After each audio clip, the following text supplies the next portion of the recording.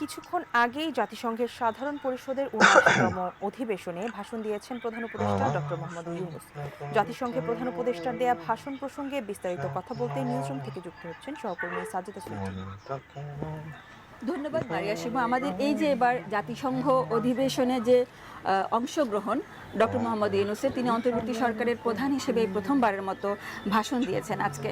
আমাদের এটা ইতিহাস এই কারণে যে আমরা একটি নতুন বাংলাদেশ নিয়ে উপস্থাপিত হচ্ছি জাতিসংঘে, এবং বিশ্ব নেতাদের সামনে সেই কথাগুলোই আজকে ডক্টর মোহাম্মদ ইউনূস তুলে ধরলেন। বাংলাদেশের যে ছাত্র জনতার গণ অভ্যুত্থানে আমরা নতুন বাংলাদেশ পেয়েছি, তার প্রতি যেন বিশ্ব সম্প্রদায়, আন্তর্জাতিক সম্প্রদায় অকুণ্ঠ এবং ব্যাপকতর যাতে সমর্থন এবং সহযোগিতা দেন সে আহ্বান জানিয়েছেন। বাংলাদেশের কিভাবে আমরা একটি বৈষম্য বিরোধী আন্দোলনকে কিভাবে ছাত্র জনতা তাদের নতুন বাংলাদেশ গড়ার ক্ষেত্রে একদমই ভালোভাবে পরিচালিত করে নতুন একটি রূপ দিয়েছে, একটা সাফল্য